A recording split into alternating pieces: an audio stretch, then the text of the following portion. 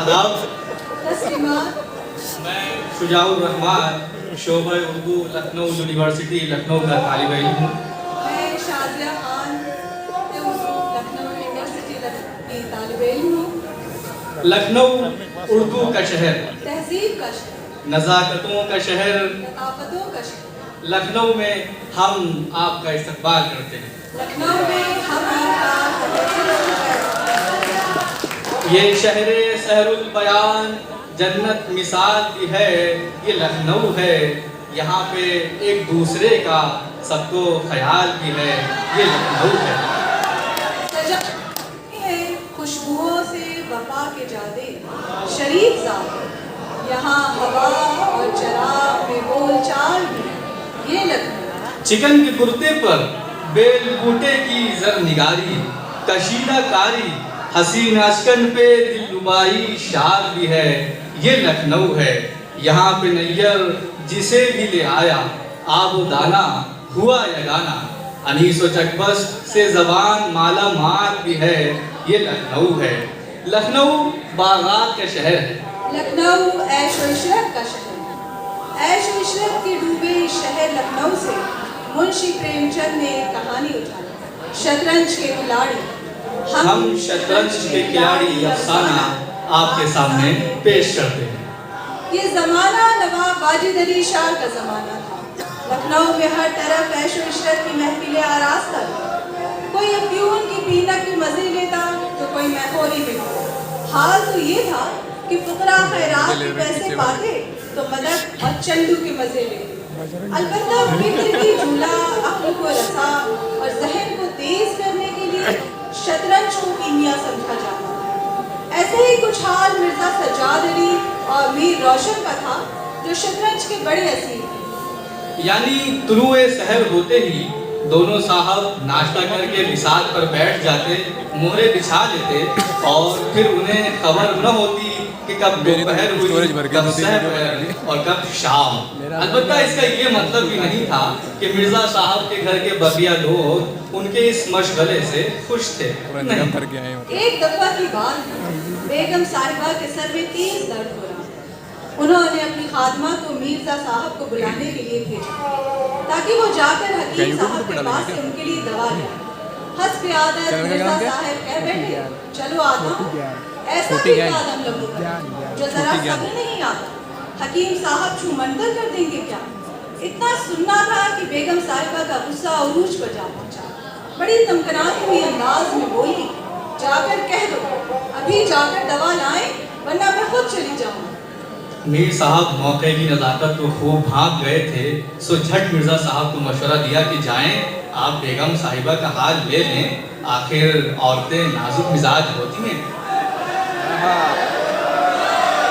मिर्जा साहब अंदर तशरीफ ले तो बेगम साहिबा कराहते हुए बोली, तुम्हें निगोड़ा शतरंज इस कदर प्यारा है कि चाहे कोई मर भी जाए उठने का नाम नहीं लेते।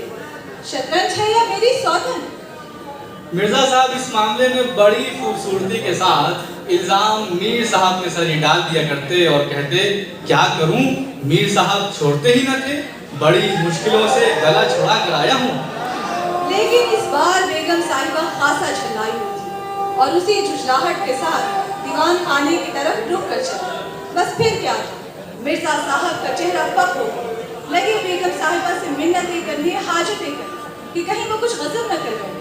लेकिन बेगम साहिबा ने भी इस बार उनकी एक न सुनी। यकायक नामेहरम के रूबरू बेनकाब होते जाते हुए उनके कदम रुक गए।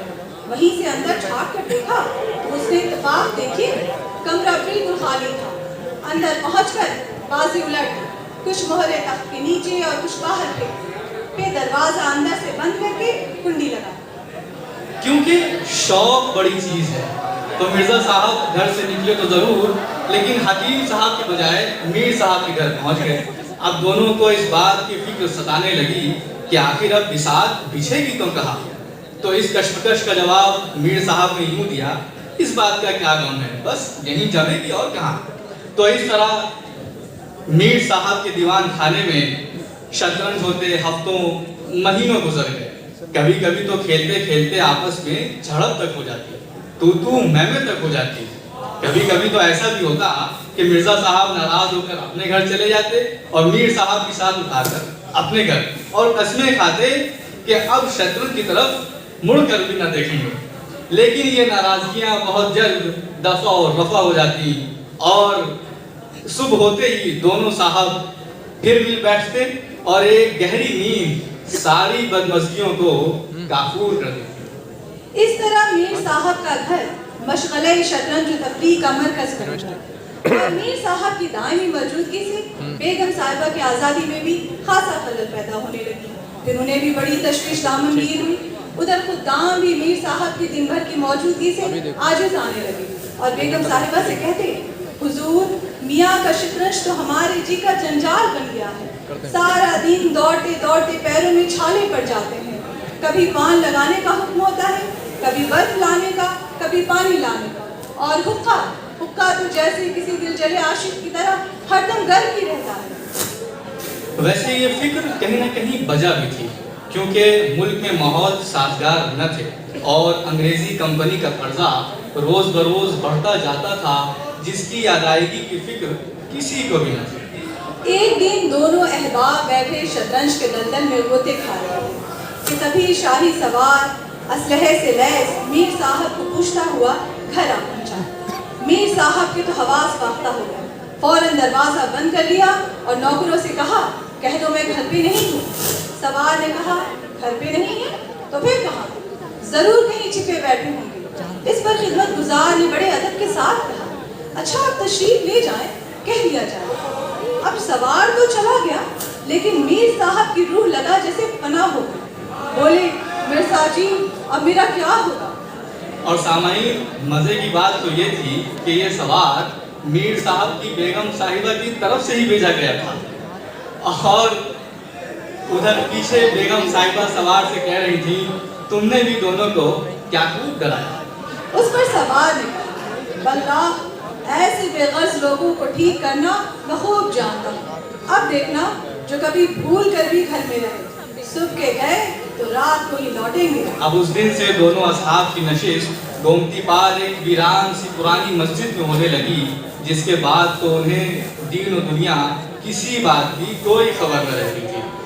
واجد علی شاہ کا ایک شعر بڑا موزوں ہے کہ الفت نے تیری ہم کو تو رکھا نہ کہیں کا، الفت نے تیری ہم کو تو رکھا نہ کہیں کا، دریا کا نہ جنگل کا، ہوا کا نہ زمین کا۔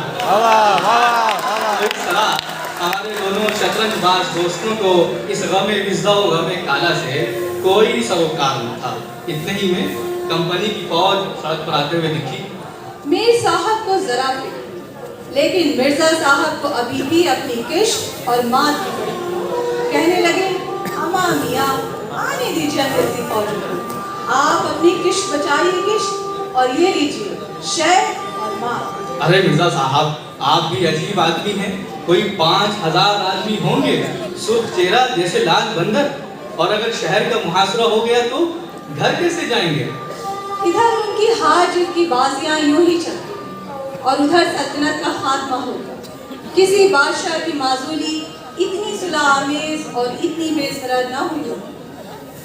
ہار جیت کے اس کھیل میں دونوں نے ایک دوسرے پر اب چھیٹا کشی شروع کر دی۔ بات بڑھتے بڑھتے کافی بڑھ گئی، ہاتھا پائی تک نوبت آ گئی۔ مرزا صاحب نے میر صاحب کو ذلیل کرتے ہوئے کہا، اجی چاہیے نواب صاحب کے یہاں باورچی گیری کرتے رہے ہوں گے، اسی طفیل میں جاگیر پا گئے ہیں، آج نئے نئے رئیس بنے ہیں، رئیس بننا دل لگی نہیں ہے۔ مرزا صاحب بھی کیوں پیچھے رہتے، کہنے لگے، کیوں اپنے بزرگوں کے منہ کالک لگاتے ہیں؟ آپ کے بزرگ ہی رہے ہوں گے باورچی، ہمارے بزرگ تو نواب کے دسترخوان پہ بیٹھتے تھے، ہم نوالو ہم پیالہ تھے۔ دیکھتے ہی دیکھتے ضلالت کی اس دھوم میں دونوں نے اپنی اپنی تلواریں نکال دی اور ایک دوسرے کا سر قلم کر دیا۔ اس طرح اپنے بادشاہ کے لیے جن کی آنکھوں سے آنسو کی ایک بوند بھی نہ گری تھی، انہوں نے شطرنج کے لیے اپنی اپنی جانیں گوا دی۔ صدمہ نہ پہنچے کوئی میرے جسم زار پر، آہستہ پھول ڈالا میری مزار پر،